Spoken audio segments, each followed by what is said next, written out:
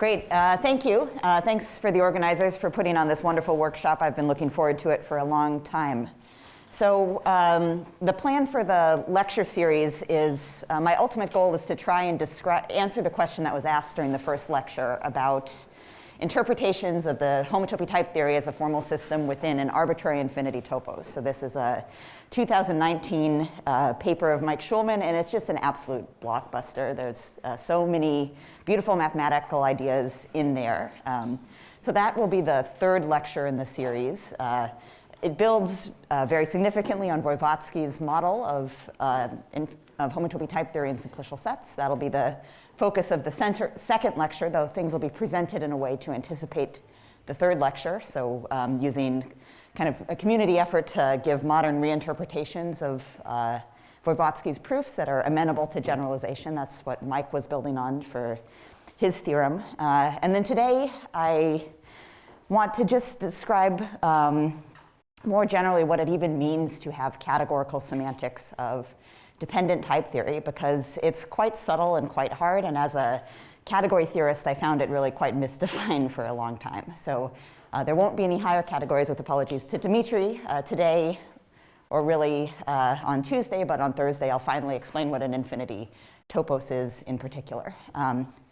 So one final word of introduction. I'm attempting to write lecture notes. There's a version with today's talk here. It's semantics.pdf, and I'll keep updating that as the week progresses. So everything I'm going to say is there. If you want to just tune out and read instead, that's totally fine. Okay, so let me start with a little word of introduction. So what we are building for first is a model of homotopy type theory in this category of simplicial sets. And I want to answer sort of why, or sort of gesture at why simplicial sets might be thought of as an appropriate model for homotopy type theory. So I guess another word of apologies, I'm going to have to black box what exactly simplicial sets are, but it's a category that represents the homotopy theory of spaces, so it's a combinatorial way to think about topological spaces. Though that has some sort of subtleties, in particular, not every simplicial set equally represents a topological space. The ones that are something called Kohn complexes.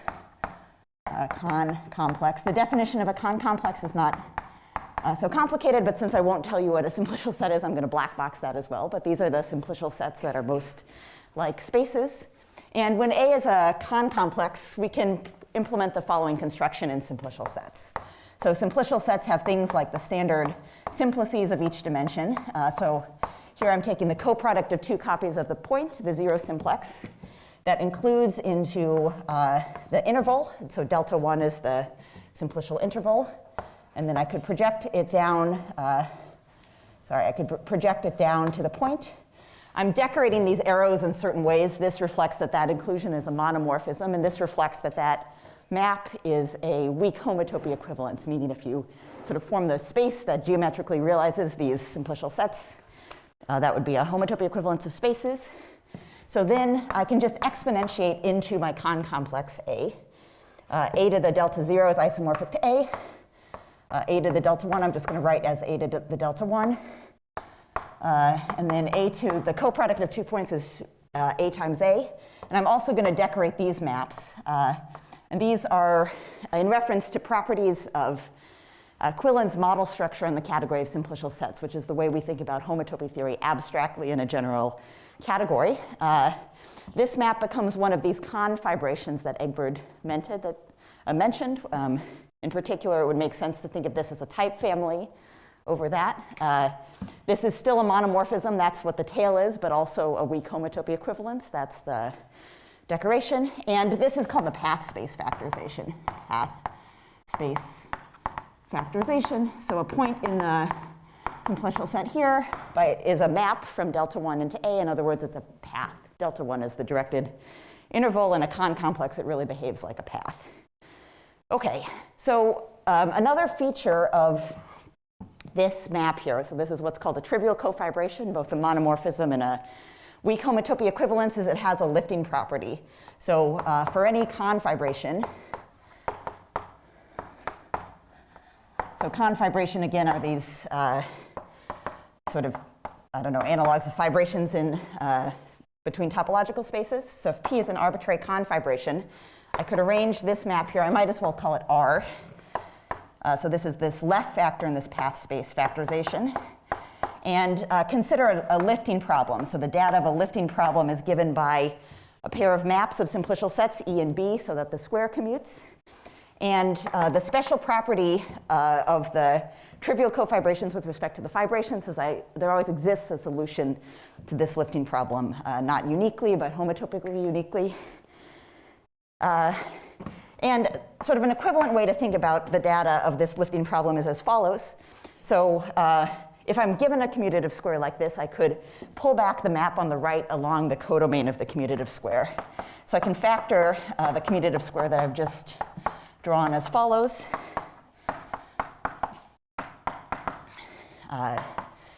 And so this is an expanded version of that diagram. I'm going to write P for the pullback. So here was my original commutative square. There's the map A and B. There's an induced map here. And once more, by the universal property of the pullback, it's sort of equivalent to expect lifts here and expect lifts there. That data, I could say that more precisely, that data corresponds. And why am I illustrating this construction? So this is the semantic interpretation. Semantic means in a category. This is a semantic interpretation of, what I like to call path induction. But what Egbert described in the first lecture as the elimination rule for identity types. So let me explain what I mean. So what path induction said is that if I'm given any type family, so I have a family of types that depends on two terms of type A. So X and Y are two terms of type A, and P is an identification between them, or a path between them. So P is a family of types that depends on this data. So that's like this P, this confibration that's over the path space. The path space would be the sum over all terms like this. And then if I'm also given for each term A of type A, a term D of A, in the fiber of this family over the triple AA refle A. So this D is a function from the type A to here, so that's this D.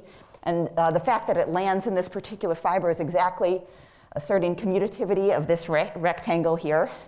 So what I want to draw your attention to is really just this part of the diagram. So what path induction says then is that given this data, what you get is, I guess I'll just sort of squeeze it in. What you get is a dependent function that would take a term X of type A, a term Y of type A, a term P, which is an identification between X and Y, and get a term J that depends on this D, also the XYP, and lives in P of XYP. So this is the dependent function J here. And so this is a section of this projection. So because it lands in P, X, Y, P as opposed to a different fiber, that corresponds to commutativity of this part of the diagram. And then there's an additional part of the rules for identity types, which is the computation rule, that tells us that for all A, so for any term of type A, D of A is judgementally equal to, which means definitionally equal to, it's just kind of a renaming of, it's an extension of this JD of A refle A. And that's computation rule is giving commutativity of this other part. Okay. So the point is there's this very natural construction in simplicial sets. If you were familiar with simplicial homotopy theory, you'd probably know about these path spaces. And somehow it reflects this principle that when you're learning homotopy type theory for the first time seems kind of crazily strong. Like there's no reason why path induction should possibly be true. You can prove all these amazing things from path induction. Egbert gave us a few examples. But this is a justification for the truth of that principle, I guess. It's true in this category of simplicial sets. Okay, so one thing I should say about this path induction is actually path induction in homotopy type theory is more general than this, because the type A might be defined in an arbitrary context, not just in an empty context. So in homotopy type theory, we have identity types, not just for a type A, but for a dependent family of types. So I don't know, a dependent type, let me say, which would be written in this way. So A is a family of types in some arbitrary context, gamma. But similarly, we can generalize this construction on simplicial sets.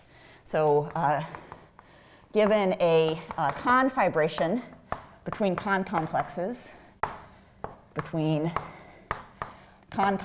and here I'm going to use some suggestive notation. So I'll call the domain of this gamma dot A, which is, I'll introduce this later, but this is often notation used for an extension of a context by a type that's definable in that context. But you can just think of this as an arbitrary map between simplicial sets given funny notation. I can do a relative version of this construction. So these are concomplexes, so I can form their path space factorizations exactly as before. So on the bottom I have gamma maps to, give myself a lot of space, gamma to the delta 1, maps to gamma times gamma. And on the top I have gamma dot A, which is just the name for another concomplex, to the gamma dot A, to the delta 1, to the gamma dot A times gamma dot A. And again, when I'm decorating these maps with two heads, what I'm asserting is that they are confibrations. This map is one of these trivial cofibrations, as is that one. So in fact, all of these maps are special. And now what I'm going to do is I'm going to pull back the top path space factorization over gamma. So for instance, I can pull back this here. I'm going to write kind of horrible notation for this that I'll never use again, but just to make a point. So the object that I get by this pullback, I've written as delta 1, that's the pitchfork in LaTeX, over gamma of gamma dot A. What this is it's the simplicial cotensor with delta 1 in the slice over gamma, and that's the notation for that. But in any case, I just mean the pullback here. So this is then a confibration. There's an induced map, of course, to the pullback. It's a monomorphism because it factors through a monomorphism. And it's a weak homotopy equivalence as a consequence of something called right properness of the simplicial model structure. This pulls back to a weak equivalence there since that's a fibration. And by 2 of 3, that's a weak equivalence. And similarly, I can pull this one back. So when I do so, I'm pulling back the product along the diagonal. And I get, I think, something I'm going to call the fibered diagonal. But it's just the pullback of this projection along itself. And this map, sorry, I've pulled back here, is the pullback of a fibration. So it's a fibration. Sorry, I did not mean that decorization. And this is what I mean by the sort of fibered path space factorization. Maybe I'll write that down. This is the fibered path space factorization. And it has exactly the same properties. In particular, this is one of these trivial cofibrations, so it'll lift against all fibrations, but now we're in a slice over gamma. So that's cool. One other thing to note, though, is that this construction is pullback stable in a categorical sense. So this whole construction here, now I'm going to erase the rest of the diagram, but just write the kind of conclusion of it. We have this gamma dot A through the fibered path space. So that's this thing here to this pullback. So this is a factorization of the relative diagonal. I guess I forgot to mention that. This map here factors the diagonal map induced by the identity on both components, and this is exactly the same, but in the slice. So this whole construction lives over gamma, as I mentioned, so there are confibrations down to gamma everywhere.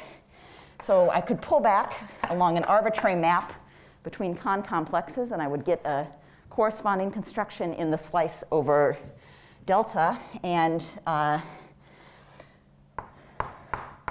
I'm using some suggestive notation again, but feel free to ignore it. All I mean is this is the pullback of this, and I can write the pullback here, gamma of f star of A, and this is, I guess, delta of f star of A cross over delta of f star of A.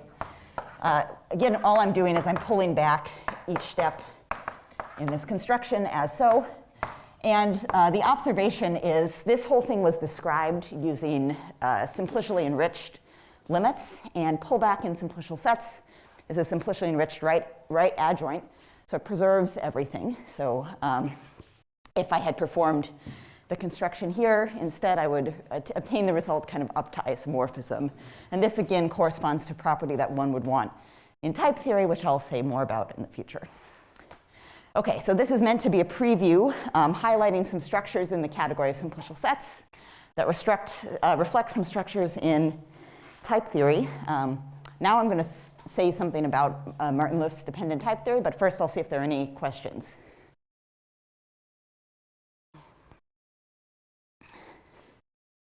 Yes?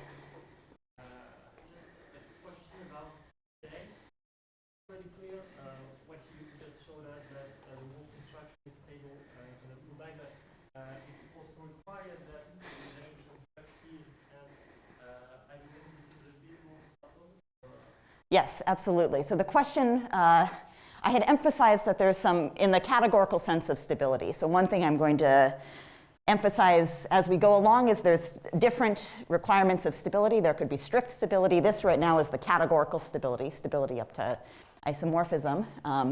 What I've indicated is that these path space factorizations are stable in the categorical sense up to pullback. I have not indicated any reason to believe why a particular choice of solution to that lifting problem would be stable under pullback. And so you're right, I've failed to do that, and that's something we'll have to address going forward. So this is not, for those of you who know something about the categorical semantics of type theory, this is not enough, but I'll explain sort of why and how you would get what you actually need. So, great.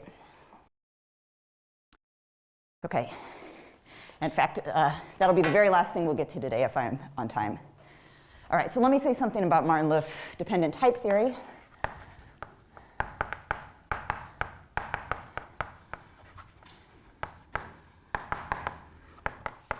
So the point of this lecture series is to say something about the categorical semantics of homotopy type theory, which I'm taking to mean Martin-Löf dependent type theory plus the univalence axiom, which Egbert described this morning. I won't say anything about univalence until tomorrow, so we'll leave that aside and just talk about Martin-Löf dependent type theory today. Yes?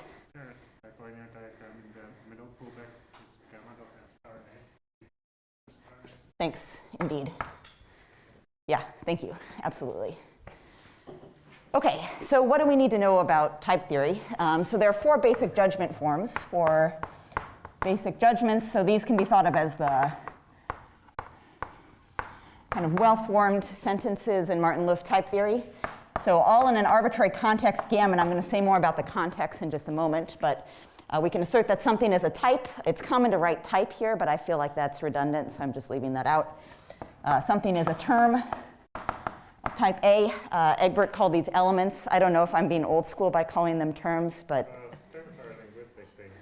You form them inductively when you're really talking about semantics. Syntax. Okay, I think I'm talking about syntax, so I'm okay with term. Great, cool. So we have a term here. Then the other 2, and these did not appear this morning, and that's what I want to emphasize is this is something different, not something that appeared this morning. Asserts that types A and B are called judgementally equal or definitionally equal. This is not the identity type, which will appear very shortly. I think of this as saying, let's say you're writing a paper and you realize that, or you've decided that all the previous literature uses terrible notation and you want to just change all the notation to something different. That's kind of what this is. This is saying I'm just changing my notation for the type.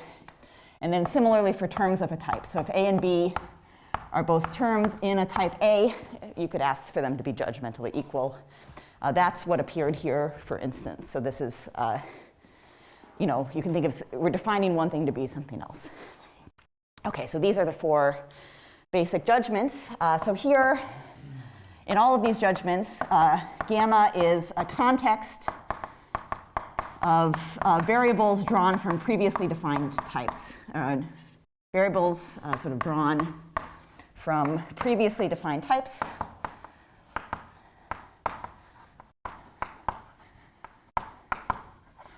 And the point I want to emphasize is you can't just sort of list an arbitrary bunch of types and call that a context. There's something implicit, there's a requirement that would make a sequence of types into a context, which I'll illustrate by example. So a judgment might be that there's this type called n, suggesting the natural numbers, that's definable in the empty context. So if this is a judgment in your type theory, then you get a context, which we might write in this way. So I'm writing the name of the type, and then I'm giving it a variable. So this little n is just meant to be a variable in the type. This is a context of length 1 because it has just a single type in it. And I'm not allowed to have a context of length 1 unless this is a type definable in the empty context. That's the point. Now we can iterate.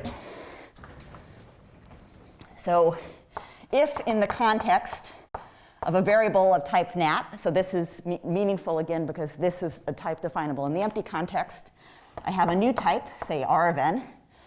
What this means is now I can have a context of length 2. This is a context extension of the previous context that might look like this. So what I've done is I've started with my context of length 1, and I've appended a variable for the type that was definable in that context. And now this is a valid context. I might consider other types that are definable over that context. And again, this judgment would allow me to further extend the context to a context of length 3 that has this form and so on. So when we assert that something is a context, there's a lot of assertions that are in there, which is that the types are definable out of the previous stuff. Okay. Great. So just for once, let me elaborate on what these sorts of judgments actually look like. And I'll do the term judgment just to save myself a little bit of time. So sort of fully elaborated, what the term judgment looks like is as follows. So an arbitrary context would be an arbitrary sort of finite sequence of types with variables. And again, this first type must be definable in the second context, or the empty context.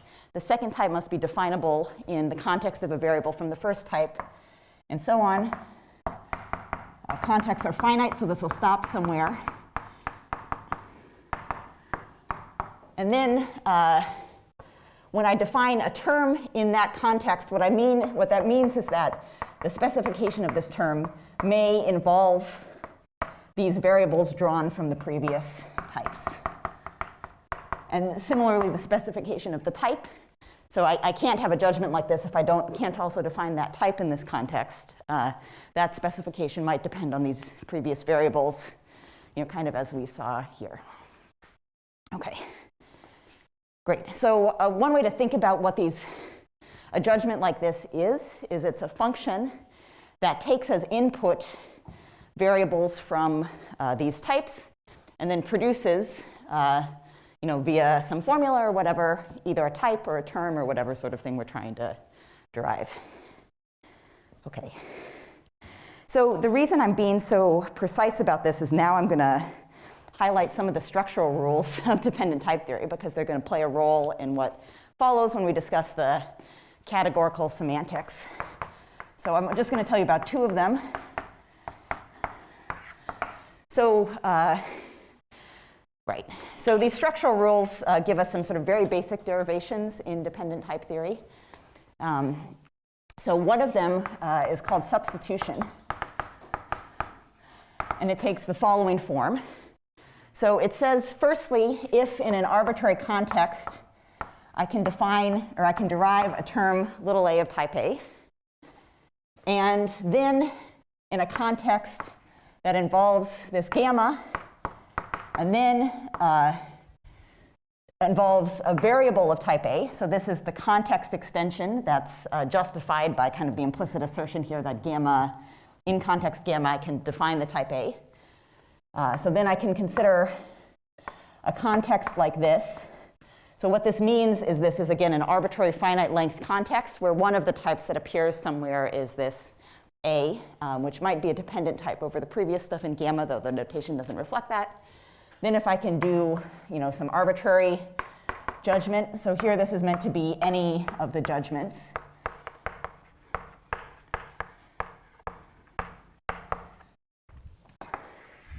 So what the substitution rule says is, again, if in context gamma I have a specific term of type A, and in context gamma extended by this A extended by some other stuff, so this all just refers to a single context, I can do something or other, then I can do as follows. So again, the way you should think about a judgment like this is it's saying that if I were given some X of type A, then I could define all of these types and also define whatever that is.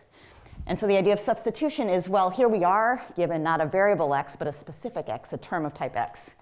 So what this is saying is that I could chop off the variable from type A in the context, and instead, wherever an X occurs in the formula, the specification of the types in here, I substitute in that A for the X. I have no idea why this is the notation people use for substitution, but apparently it is. So then I can conclude, well, it's not going to be exactly the judgment I had before, but again, I have to substitute my A for all appearances of X. So this is called substitution. Now, the idea is I'm plugging in the term for the variable X. Okay, so another structural rule that I want to highlight is something called the variable rule, which I'll introduce in this form.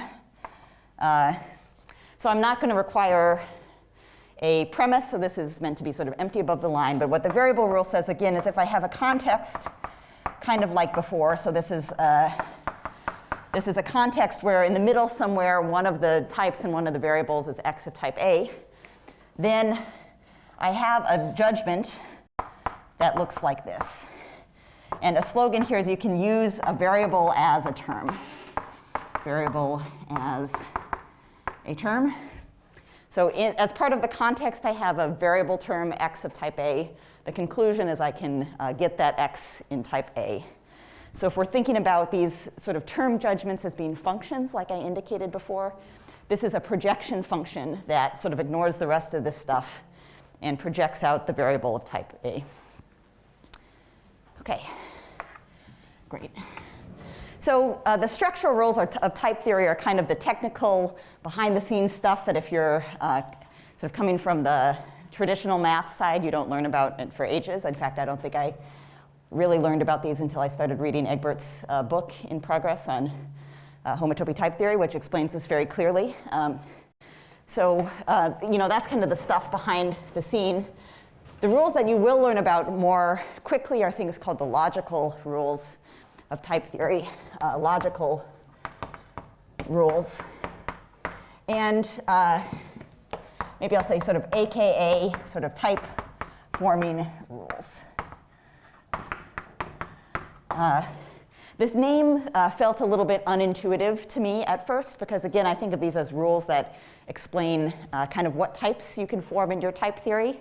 But there's this sort of analogy between the formation of certain types and logical operations, the logical connectives or the quantifiers in logic. So for instance, there's a thing called a product type that plays a role analogous to the AND operation in logic. A coproduct type plays a role analogous to, or there's the dependent function types and the dependent sum types, which are analogous to universal and existential quantification, and that's why these are called logical. These are about those type forming operations. They really animate the dependent type theory, and I guess one other thing to say about them is if you're doing mathematics within dependent type theory, I mean, what does it mean to do mathematics? I mean, firstly, you have to come up with an interesting mathematical statement of something that may or may not be true. So you have to state your theorem, and in type theory, that corresponds to forming a type that somehow encodes the statement. When I write a theorem in a paper, I'll say sort of let n be a natural number and let p be a prime that doesn't divide n and let blah, blah, blah, blah, blah. All that let stuff is the context. And then the statement of the theorem that might refer to those variables you just introduced, that's the type. a dependent type in that context.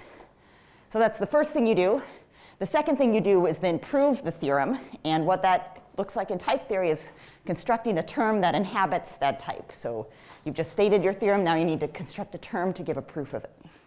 So anyway, all of this is to suggest why what I'm about to introduce are called logical rules. And I'm only going to introduce one logical rule, but I'll do it in full detail. So these are going to be logical rules for identity types.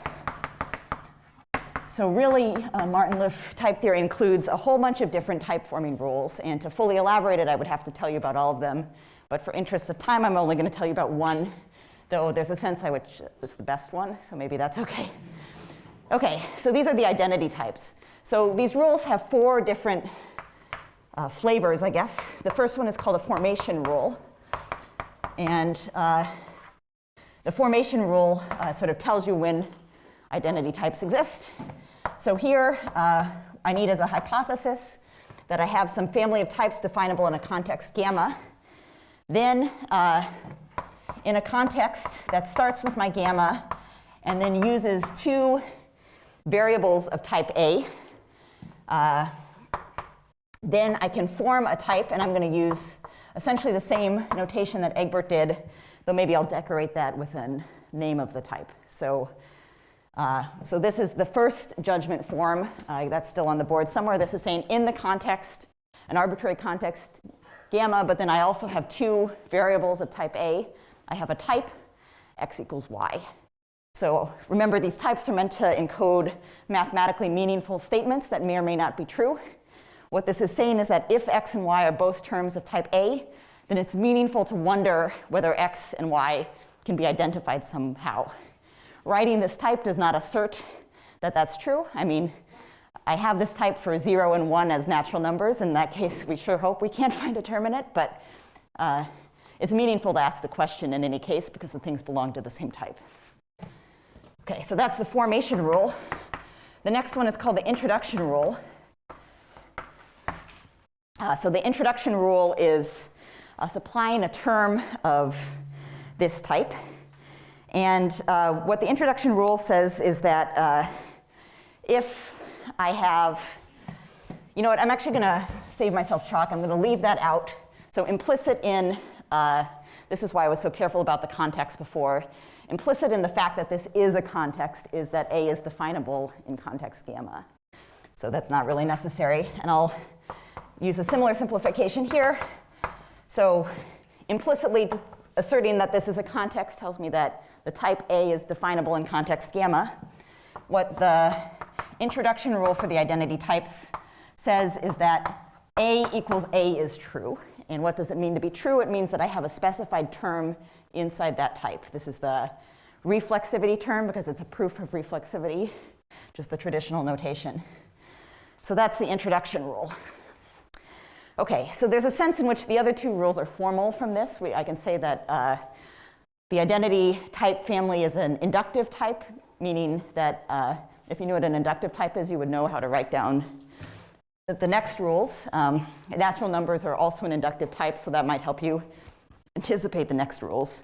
I'm not going to explain that. I'm just going to tell you what the next rules are. So the one that I was referring to as path induction, I guess up there, is formally called the elimination rule for the identity type. And I wrote it sort of badly, so I'll just write it all again. So what this rule says is that if in a context of gamma and then 2 variables of type A and then an identification between them. So just writing this context does not assert that x and y are equal. This is like a hypothetical identification between them. So x and y are sort of hypothetical terms. If hypothetically they were equal, then maybe I could define a type family over this. And then my other premise is I want to, in the context of a single variable of type A, have a term that belongs to P of A ref A. So those are my 2 premises. This is saying I have some family of types that I could build if I had an x and a y and an identification between them. This is saying in the case where the x and the y are both the same, I've called it A just for clarity, And the identification is the trivial one. That's a hypothesis, because in homotopy type theory, just because you have one term in a type doesn't prohibit you from having different terms in that type. So this is giving a proof of this PAA Riehl A. Then I can conclude I have a general proof. So in my context involving an x and y and an identification, I get a proof that might depend on all of this input information that inhabits this type P, X, Y, P. So what on earth is this? I mean, it connects to Leibniz's indiscernibility of identicals. So a consequence of this, though it's not kind of direct from this formulation, is that if x and y are identifiable, so if I did actually have a P that gives an identification between x and y, then anything that is true from x is true from y. So anything that you can construct in type theory using x, you'll get the analogous data using y. You can think of that as a constructive implication. You could sort of transport whatever you've done from x over to something corresponding for y. This is a very rich subject that could be the subject of the entire lecture. So forgive me, I'm moving on. So the final rule is called the computation rule. And it has exactly the same premises as the introduction rule. So to save myself time, what I want you to do is take these hypotheses and also write them there, or just read the lecture notes where I copied and pasted. The conclusion then is in the context gamma and then an A in type A, then I have both this D of A and this JD of A Riehl A. These are both terms of the type B, PAA Riehl A. And the computation rule says that these are judgmentally equal. So you can think of this as, well, the analogy for the natural numbers would be if you had a recursively defined function on n, then part of the requirements of that recursively defined function is, from kind of an initial value, is that when you take that general function and plug in 0, you get whatever data you started from. This is analogous to that in a very strong sense. Okay, those are identity types. That's the end of the Martin-Liff type theory part. So any questions about that before moving on? Yes? Is it completely standard to have the term judgmental equality depending on type? Here? Yeah, so is it sometimes written without the type? Does that give you something else? Say what? So do you sometimes have this without having terms equal in some type and having terms equal? No, I mean, this really only makes sense if the terms belong to the same type. Now, there are structural rules involving judgmental equality that I did not mention. That would say, for instance, if x belongs to some type A and y belongs to some type B, and A and B are judgmentally equal, then I could move the terms along as well. But, right. Great. Okay, how high can we go? Maybe we'll try there. I've been warned that too high is a problem. I can actually see on the screen that that's a problem. Let's come back a little bit.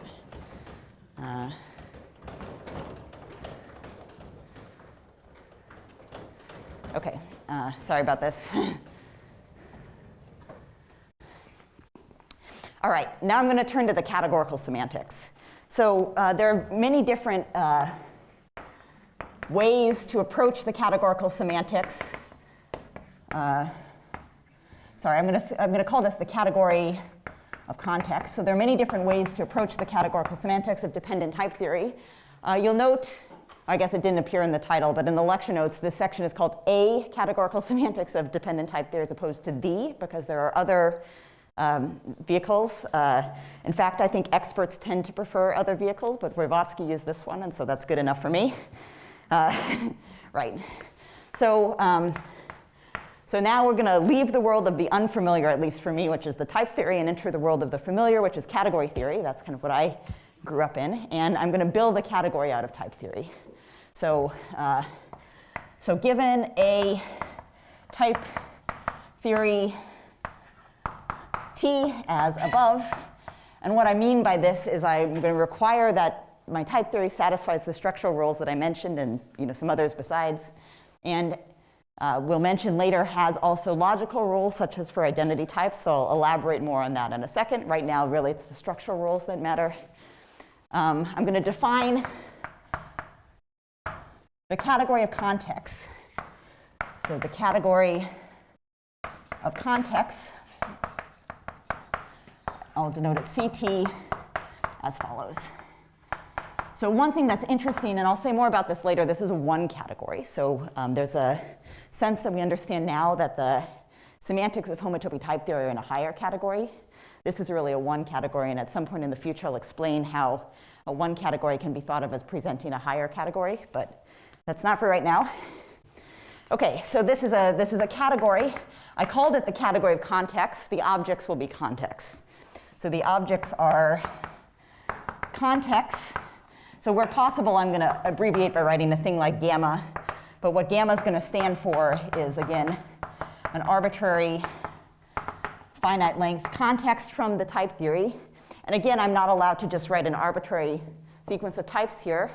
Implicit in saying that this is a context tells me that A1 is a type in the empty context, A2 is definable in the context of a variable of type A1, and so on.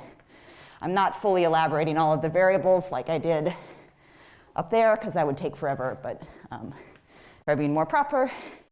But this is really sort of up to judgmental equality and renaming of variables. Judgmental equality and renaming variables. So if A1 is judgmentally equal to B1, those define the same object, equal objects in this category. And if you prefer to call your variables V1 instead of X1, whatever, it doesn't matter, same object. Okay, so the maps here are a little bit complicated, but I'll explain. So the maps, firstly, they have names, so they're called maybe context morphisms, or substitutions, for a reason that we'll kind of see. Substitutions. So, right, I'm not supposed to. So what are they? So, so a morphism F to my context gamma, so that's going to be my x1, a1 through xn, an, might have as source context y1 and b1 through ym of bm. So you'll note these contexts are not required to have the same length. And the data of a single morphism F is going to be given by a list f1 through fn. So this is a single morphism from that context through that context. This n is that n. M could be something different. And what is it? These are sequences of term judgments. Sequences of term judgments. And so what do I mean by that? So in the context of this domain type, so this is this y1 through ym and b1 through bm, the first part of this data, f1, should be a term of type a1. So this makes sense. A1, I mean, is a type definable in the empty context, so it's no problem to put it over here. And what this is saying is this data is encoding some term. This f1 could depend on all of this y stuff that's built from these variables. Okay, so in the same context, y1 and b1 through ym and bm, I'd also like a term of type a2 that I'll call f2. Now, I can't just write a term in type a2 because a2 is not a type in the empty context. It's a family of types over a term of type a1. But I have a term of type a1. So what I actually mean here is using the term that was part of the data of this morphism, I define a term in that fiber. And then this continues. So the last one, again, in the same context of variables, what fn refers to, it's a term in type an, but where I've plugged in the previous terms and all of the variables that are implicit in the definition of that type family. So this is almost the morphisms, but again, I need to say up to judgmental equality and renaming of variables and stuff like that. So up to this judgmental equality and renaming variables. Okay, so that's just what it is. Those are the objects and morphisms of a category. Of course, to make something a category, I need to explain what the identities are and how you compose. And that was the point of emphasizing these structural rules. So the composition is by substitution. So somehow this substitution rule is used to compose morphisms in this category. And rather than explain that, I'm going to strongly suggest this as an exercise if you're seeing this for the first time. This would be something to do later this afternoon, is see why substitution is required to compose these morphisms. I think it's kind of interesting to think about. And the identities are defined by the variable rule,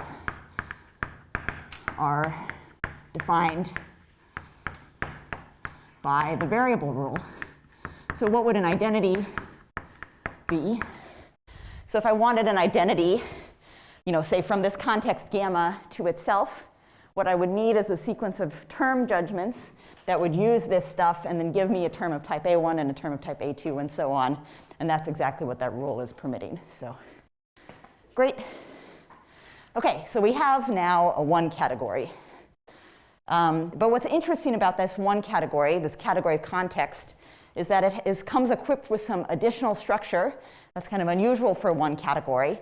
And that turns it into something called a contextual category as defined by Cartmel. So CT has the following additional structures that make it a contextual category. Make it a contextual category. So I could give an abstract definition of contextual categories. These are meant to be categories that are suitably structured to interpret dependent type theory. It would take too long to do that, so I'm not going to. But instead, I'm hoping that you'll be able to implicitly read the abstract definition of a contextual category through the stuff that I'm about to say. I'll also narrate it. So a contextual category is firstly a one category, like this, that then has some additional structures that I'll highlight in this example. So I'm introducing the definition via the motivating example. OK, so what's the thing to note? So firstly, CT has a terminal object. The empty context.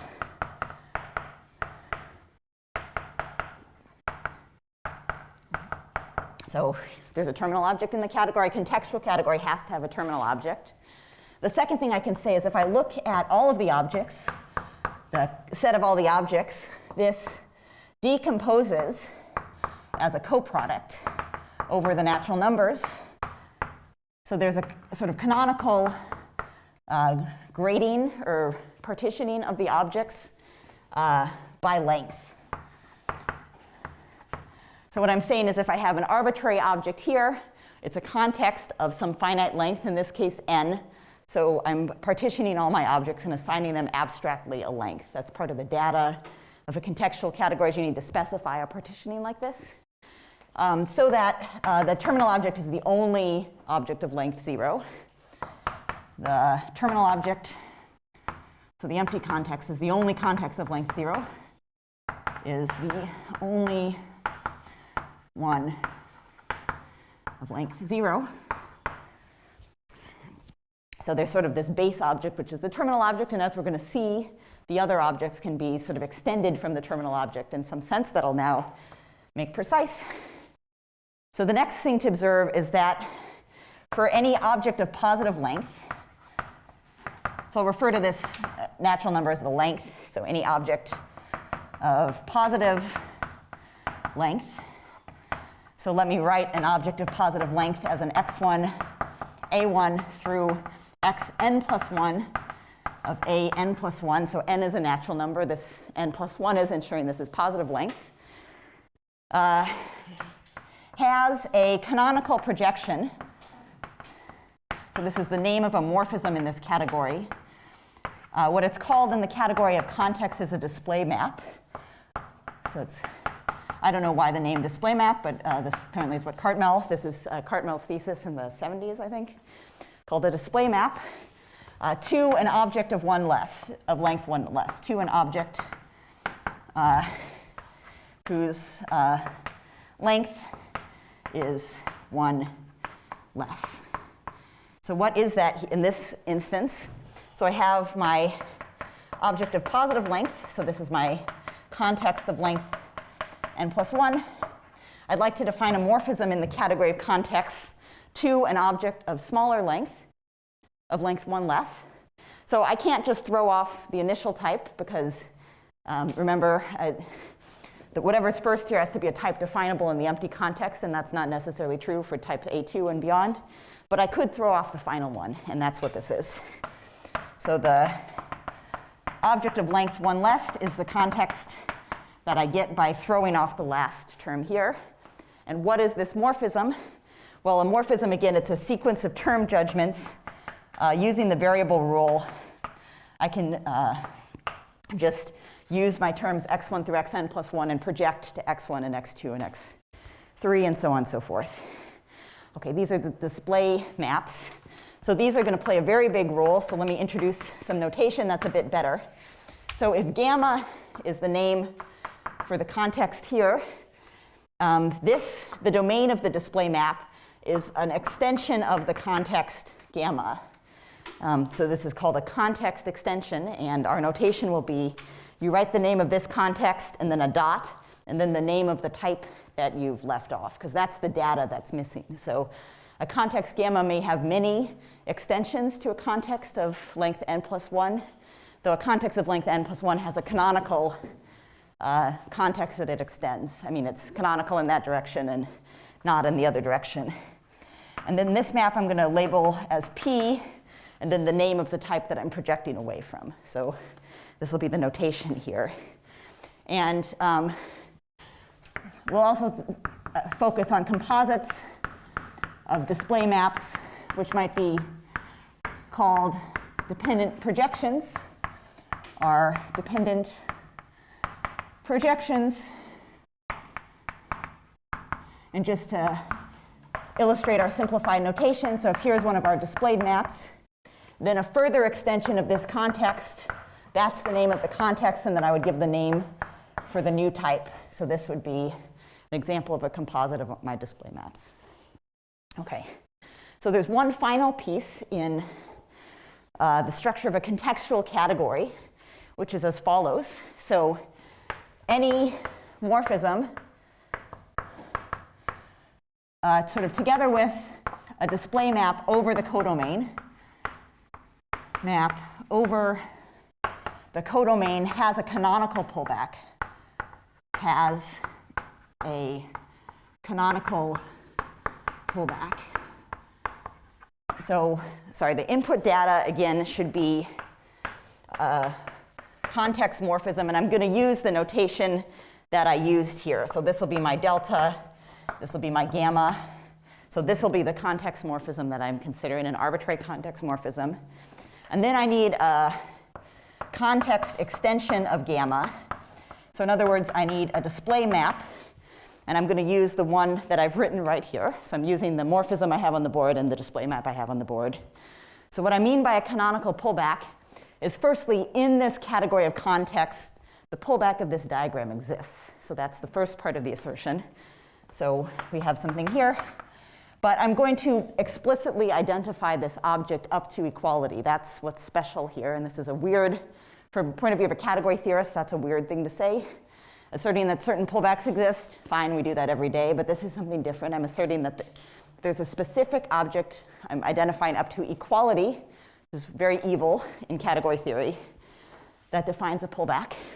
So let me explain the notation. So this will be called delta of f star a n plus 1. So this in particular is going to be a context extending that context here. And in fact, this morphism in the pullback diagram is the corresponding display map for this object. And this is something, maybe I'll call it Q of f. So I'm going to tell you exactly what this is. So where? So this object that I'm identifying up to equality is some specific context that I can just write down. So what is it? So firstly, it's meant to be a context that extends the context delta. So I'm going to start by writing the context delta. So that was y1 and b1 through ym and bm. Now, I'm going to extend it by one additional type. And the only additional type that I really have here is this an plus 1. If this is going to be a pullback of this, it should involve that type an plus 1. So I would like to write an plus 1 here. Now, to make it into a context, I need to give it a variable name. I can call that whatever I want. I don't know, maybe I'll call it z. I mean, the name of the variable doesn't affect the object at all, so just pick a fresh variable, call it whatever you want.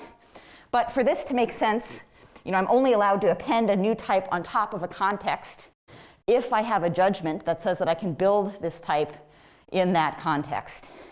Now, I know that I can build a type an plus 1 because it belongs to this context here if I were given a term of type a1 and a term of type a2 and a term of type, et cetera, through an. But I have all that stuff in the data of my f. So this is an plus 1 formed using the term f1 and f2, et cetera, through fn. So this is the context that is the canonical pullback. And then finally, and here's the kicker, which was anticipated by a question earlier on. And moreover, this is strictly stable under substitution. Moreover, this is strictly stable under substitution. Under, let me just say precomposition, just to emphasize. So what do I mean by that? Is if I precomposed into here by some other context morphism G from some context theta into delta, then I would have a similar canonical pullback defined for the composite morphism, or maybe just defined for this part of the picture. And those must be equal on the nose. So what that means is that the object I get here, well, sorry, this is just true in this category. So in the category of context, this is true. And so as part of a contextual category, this is an axiom.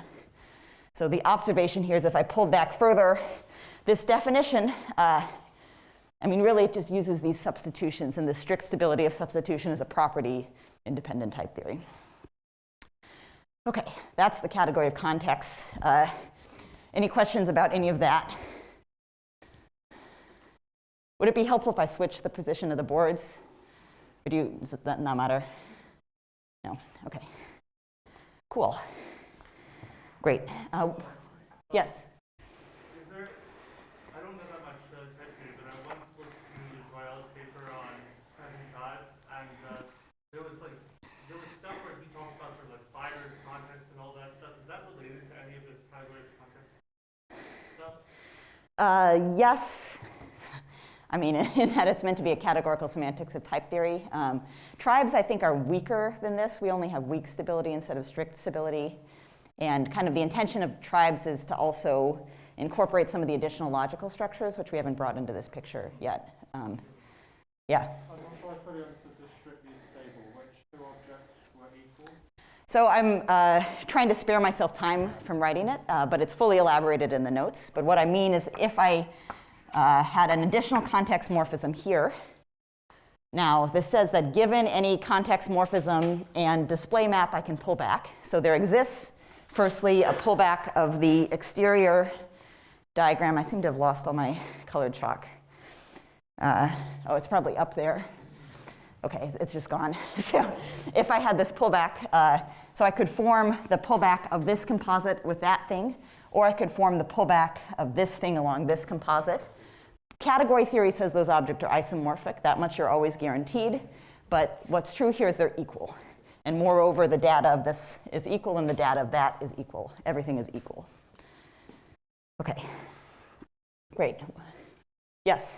So you were mentioning that equality of the nose is actually evil, but does it actually lead to problems further on? Yes, I'd say so. We'll say more. OK. Well, it depends from your point of view. So usually I would say it leads to problems because it's evil. But here the problem is that category theory is not evil, and we need to make it evil. So it's a kind of a reverse of the usual problem. OK, so one final thing to note is this is meant to be a category that reflects all the stuff that we have in type theory. It definitely reflects the context because they're right there, and then it has the types and context. But the terms are present as well. So a term in the type theory, so if I had one of these term judgments, so that's in the context gamma A and A, defines a context morphism that is a section of the displayed map, of the display map P of A. So the display map, so firstly, having this judgment tells me that I can form this extended context. The display map this is my abbreviation for morphism in this category of context. And what a term is giving me is a section to this displayed map. So to say that this is I mean, really, to give a data of something like this, if this is a context of length n plus 1, I would have to elaborate n plus 1 different terms. To say that it's a section of the displayed map tells me what the first n should be. I have a free choice of the final one and exactly the data of a term there. So, when we use section, we're going to mean section of a displayed map. And sections are going to play a key role, and this is the reason why, because they encode these term judgments. OK.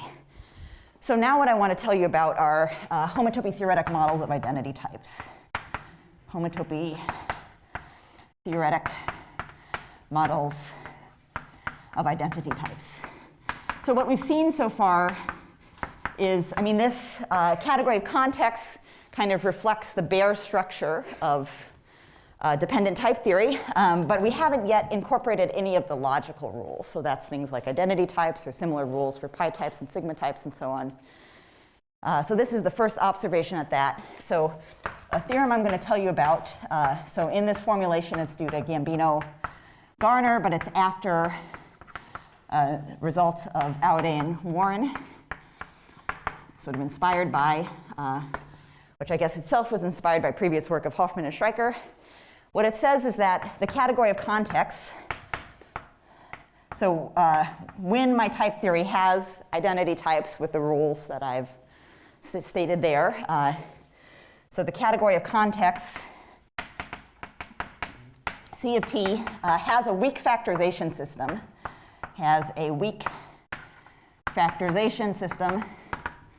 whose left class is defined to be those maps that lifts against the display maps. So whose left class lifts against the displayed maps.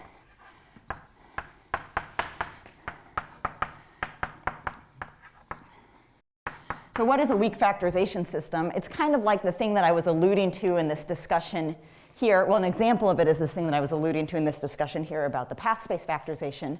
So firstly, it's a specification of two different classes of maps. And so the left maps and the right maps.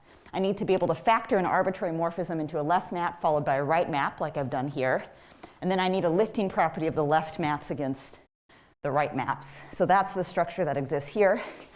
I'm not going to explain the general construction of the factorization just because it's a little bit notationally intense, but I'm going to factor the identity morphism on an object which is a context of length 1, which might feel a little cheap, but whatever. This illustrates the idea pretty well.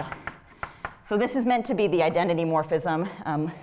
I think the notation for it would be confusing, so I'm just going to write double equals. This is identity morphism on a context of length 1. So I'm factoring it in the category of context through a new context. And this will be a context of length 3, because why not? So I'm going to call it xy and then p from x equals y. So you can see I need identity types in my type theory to use this, because the construction of this is involving the identity type. Now I need two different context morphisms here and here. So the right one is meant to be in the class that's sort of generated by the display maps. There's some stability properties for the classes in a weak factorization system that implies in particular that they're stable under composition and contain the isomorphisms. So I'm going to call this the projection just onto y.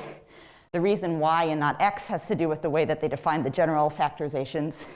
But in any cases, those choices would be isomorphic using some rules that I haven't told you about.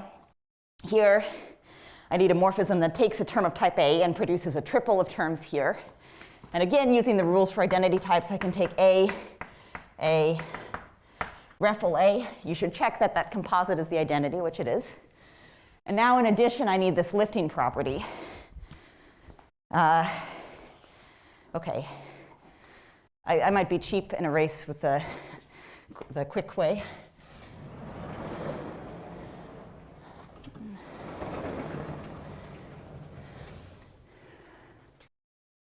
Right.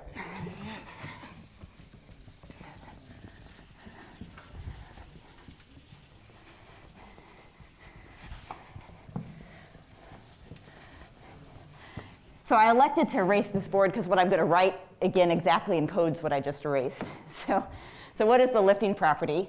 Well, it says that, so I've argued that the right map in that factorization belongs to the right class because it's a composite of these displayed maps up to isomorphism. I haven't yet indicated why this left map belongs to the left class.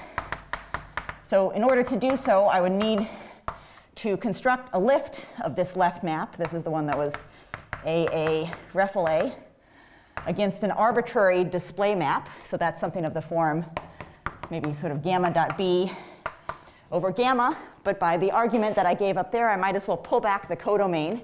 I can pull back dependent projections in this category of contexts and reduce to the case where the codomain is exactly the context that I have over here, in which case the domain of my displayed map is going to be an extension of this context,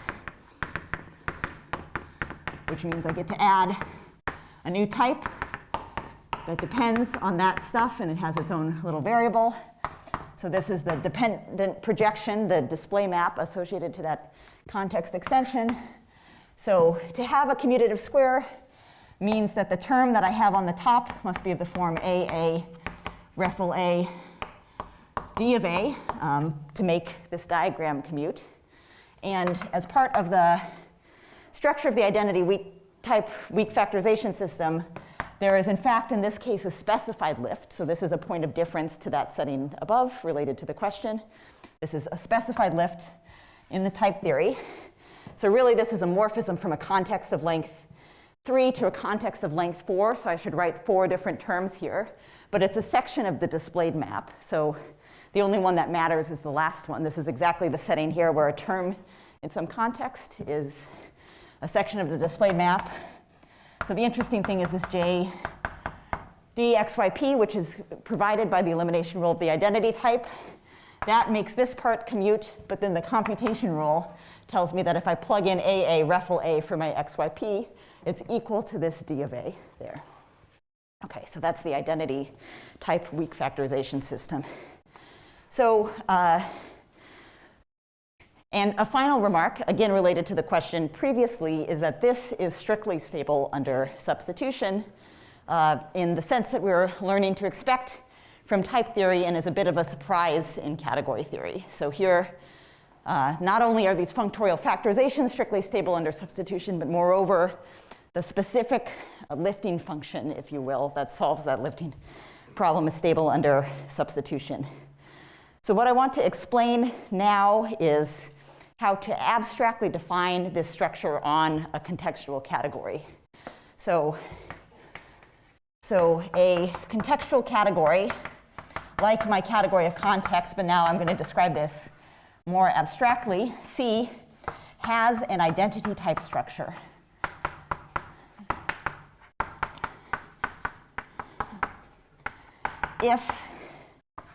So again, what is a contextual category? It's a one category with all of these additional structures that reflect some of the structural rules in type theory, maybe.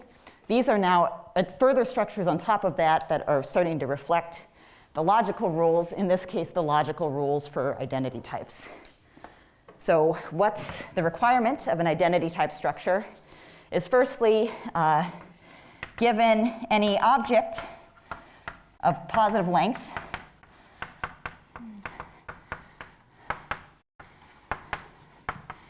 so given any object like this, what I want is an object which I'm going to write as gamma.a.identity of A. And what this notation means is that this object has length, I don't know, n plus 1. This is meant to be length n plus 3, and it is an extension of the context that extends gamma by 2 terms of type A. So part of this is the specification of an object like this. Another is a morphism. So I also need to specify the following morphism. So the domain of this morphism will be the object gamma.a. So there's a canonical map in, so let me explain what this gamma.a.a was. So first, it's the pullback in a contextual category of the display map PA along itself. So that's what I meant by this object here. So this newly specified object, gamma.a.a.identity A, here is its displayed map. It projects onto this context. It's an extension of that context. And another part of the specification of an identity type structure is a specific choice of map here that lifts the context morphism. I'm just going to describe it categorically, but it's the fiber diagonal again. So this maps via the identity here and the identity here, and that induces a map there. And then the final requirement, I think I'm just going to use a new board.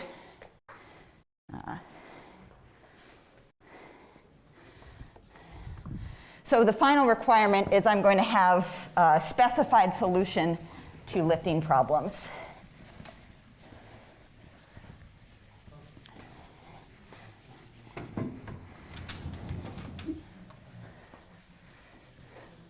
So my specified solution to lifting problems is as follows. So maybe I'll call it like this, a lifting operation in exactly the place that you would expect. So my refl A is a morphism in the contextual category between objects with this notation. So it will suffice to consider display maps whose codomain is this context here. So this is gamma.a.a.ida.p. So this is meant to be an arbitrary context extension of this. And part of the required data here is, again, a lifting function, which means a specified choice of solutions to all lifting problems of that form, such that all of this data is strictly stable under substitution. All of this data is strictly stable under substitution along any context morphism.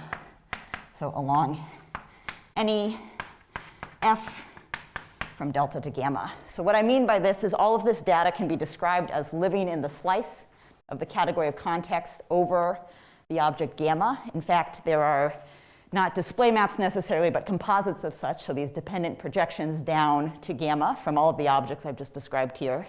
The category of context admits pullbacks of dependent projections and thus of display maps, and thus these dependent projections along anything. So I could pull this back somewhere else. And strict stability means that this stuff is equal to the specified choices that I would have made if my base context were delta instead of gamma. Okay, so this is what's required in an identity type structure on a category of contexts. So, okay, so all that we've done thus far is explore how to get a single category built out of type theory. Now, if I want a model of homotopy type theory in like another category, maybe simplicial sets, a category that you actually care about as opposed to this category of context, I would need some way to transport the structure that I built into the category of context into any other category. And that's provided by something that's called the initiality conjecture. And don't jump down my throat. Let me write this statement, and then I'll describe why I'm calling it a conjecture. So what it says is that the category of context, C of t, is the initial contextual category equipped with the extra structures, equipped with the logical structures corresponding to whatever logical rules the type theory has, corresponding to the logical rules of type theory. So what I mean by this is, for time reasons, I only describe to you one type of logical rule in a type theory, namely the rules for the identity types. This then is the definition of what it would mean for a contextual category to have structures corresponding to that logical rule. So what the statement is referring to is a contextual category equipped with structure like that, but for every type forming operation, not just for the one. And this would be initial among contextual functors, which preserve, so functors between one categories that preserve everything on the nose up to equality, and also these extra structures on the nose. So that's the initiality conjecture. Okay, why am I calling it a conjecture?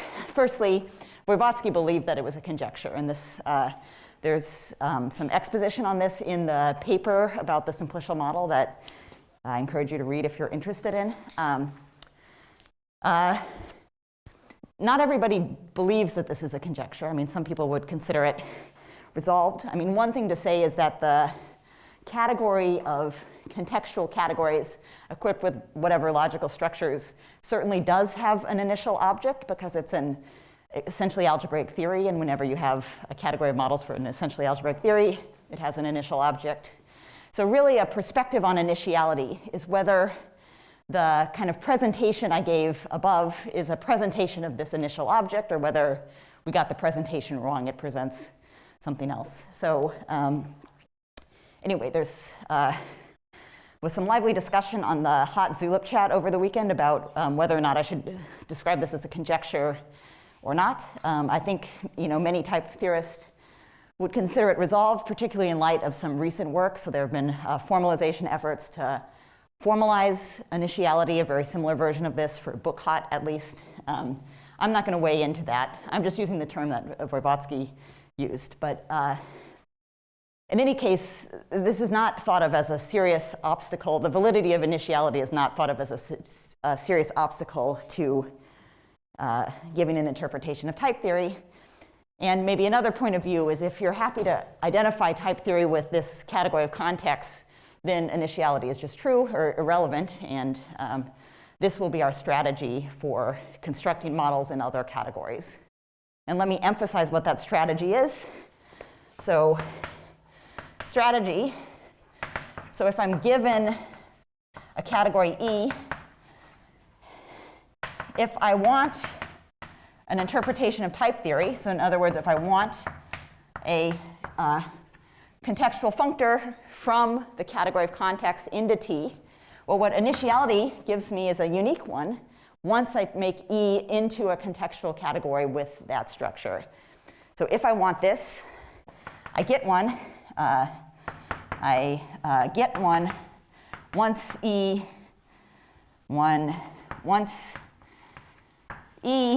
is made into a contextual category. Though, again, it's not enough to make it into a contextual category.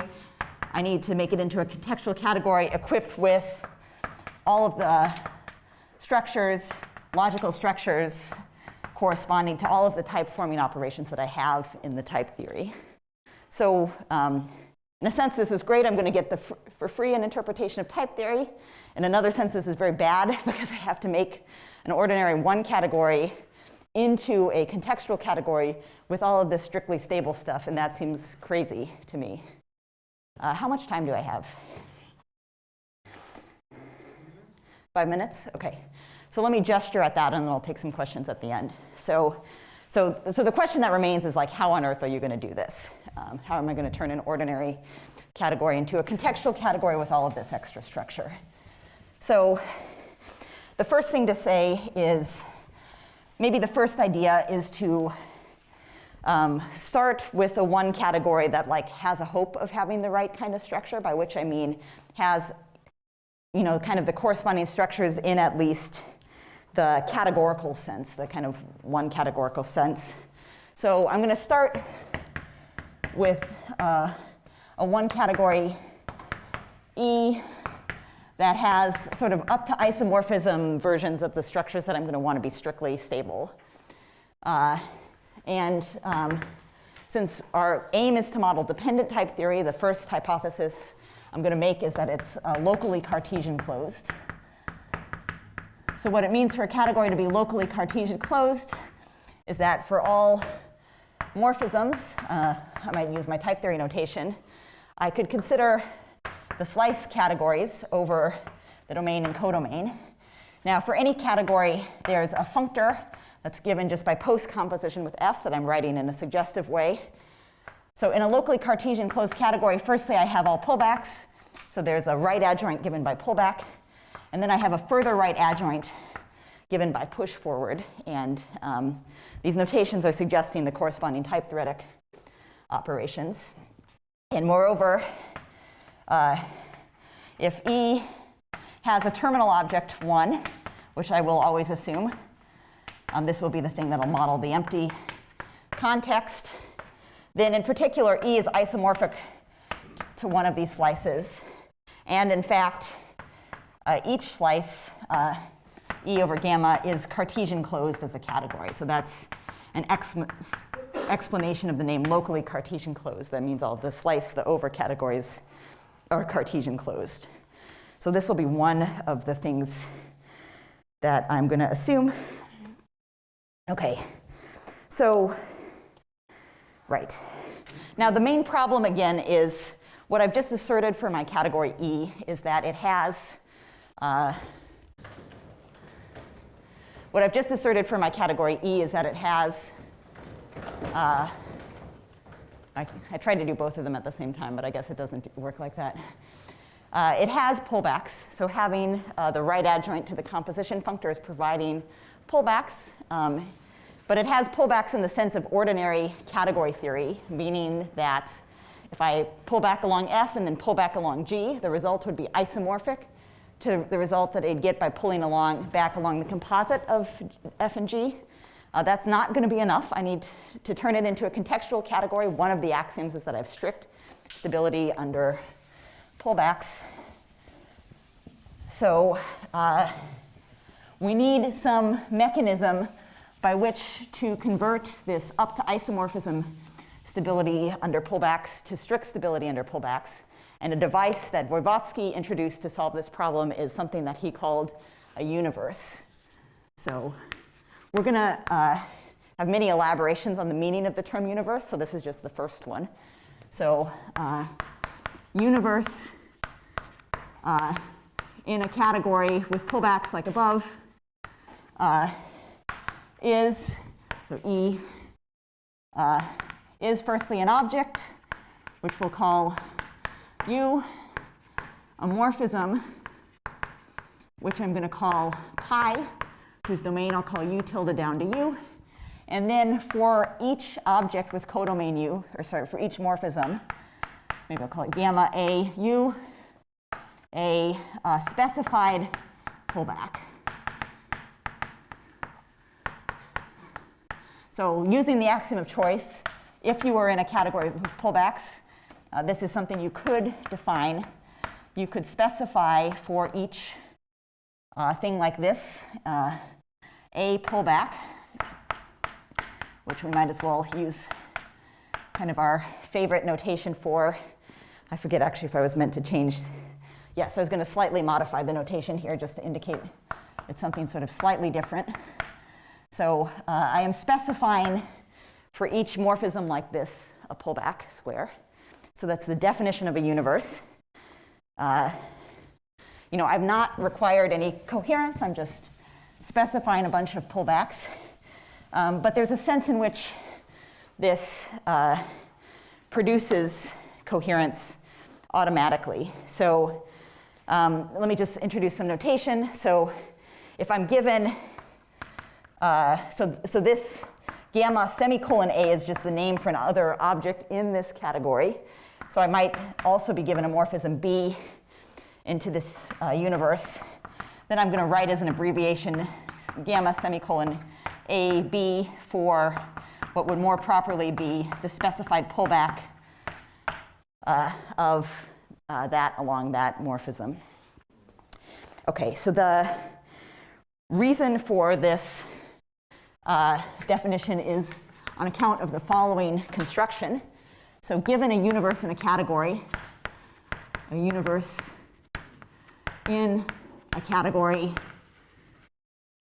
E, there is a contextual category that you can build from E. a contextual category, which I'm going to call EU, defined as follows. So E, my category with pullbacks, is not a contextual category because I don't have all of the additional structures I need. But just using this device of a universe, I can build a contextual category. This is the last thing I'll do, and then I'll stop. So I need to say what its objects are. So the objects in EU are, I guess I'll just define the whole set of objects. They're going to be sequences of, so A1 through AN, where all of these are actually morphisms in my category E. So each of these AI is a morphism. And so what is it? So AI is going to be the name of a morphism whose domain is, so I need E to have a terminal object. I mentioned that's one of my standing assumptions. Its domain will be the object that I've built by iteratively taking the specified pullbacks of the previous ones into U. So A1 is going to be a morphism from 1, my terminal object, into U. That then defines an object 1 semicolon A1. A2 is a morphism from that into U, defining the object 1 semicolon A1 comma A2. A3 is a morphism from that into U, et cetera, through all N. So my objects are sequences of morphisms. Now, a morphism in EU from an object, let's say B1 through BM through A1 through AN. So that, in fact, that collection of morphisms is just going to be the collection of morphisms in E from the object 1 B1 through BM to 1 A1 through AN. So the grading on objects is evident, so I'll leave that out. But let me say something about the canonical pullbacks, because that's the sort of most categorically surprising part of the structure of a contextual category. So what I need is, if I have an arbitrary morphism in here, let me call it F, I need to be able to construct a display map, so a context extension over this. I need to say what the display maps are first. Sorry, the display maps. So if I have a context of length for the object A1 through AN plus 1. So what this AN plus 1 is it's a morphism from the object 1 A1 through AN. AN plus 1 is a morphism from that into U.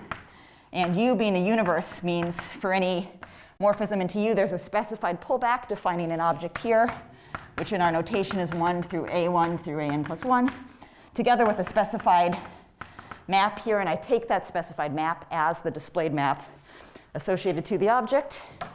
Now the final thing I need to do is explain the canonical pullbacks. So how do they work? So now on the board, let's imagine I have some F, which is a morphism in here, and I'll take that context extension. What I need is to find the canonical pullback of this display map along my F. So F was a morphism from B1 through BM through A1 to AN. What that meant is it's a morphism between these objects in the category E. So I'm drawing a diagram in my original category E. I'm looking for a canonical choice of pullback here. Now what I have is that this is my canonical pullback of my universe pi. So I've specified a pullback whenever I have a map that goes all the way here. Here's my map AN plus 1. But now I have another map into the universe in a pi, so there's a canonical pullback for that, for the larger composite. What that would define is the object, which in my notation is 1 B1 through BM. And then the name here should be the name of this composite morphism. So this is AN plus 1 composed with F. Remember, these BIs and these AIs, these are names of morphisms. That's how we're getting the strict stability. So this is defined as the pullback in the outer rectangle, but then it factors uniquely to give a pullback square, and that's the choice of the canonical pullback. So this is a really cool idea that I've heard described as a delayed substitution. I'm sort of using these morphisms as codes for the families of types that I would get by pullback. Okay, so I'd hoped to also explain how, this does build a contextual category. I'd hope to also explain how I could equip my universe with some logical structure corresponding to the identity type family. I may or may not throw that in the future, but in any case, it's in the lecture notes. Thanks very much. So.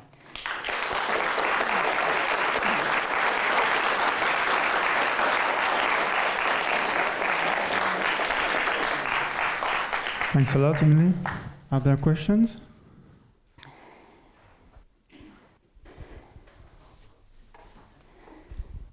Sorry, so you have this problem of, finding canonical pullbacks, and I was wondering, the really naive thing to do would be apply the axiom of choice, just pick one. And is there a coherence problem? Yes, that's a great question. Thank you for asking. So the question is, so let's say I have a category with pullbacks. Can I just choose a pullback for each, whatever that is, cospan, and make those as the canonical pullbacks? So again, an arbitrary family of choices, your results would always be isomorphic, but not necessarily strictly equal. So this kind of problem has been studied abstractly in the language of fibration. So this is equivalent to the question of constructing a splitting or a cleavage or a whatever you want to call it for the codomain fibration associated to a category with pullbacks. So the general theory of fibrations tells us that it's always possible to construct an equivalent fibration that has, in this case, the strictly stable pullbacks. So that is another option, is to construct just an equivalent category that has that strict stability. The reason that it seems advantageous to go after an explicit construction in this context is I don't want just strict stability for pullbacks, but also for all of this other logical structure. And so we need to kind of be a little bit more explicit about the construction. All right, cool. But it is very much related to that. Thanks. When we have time for last quick question.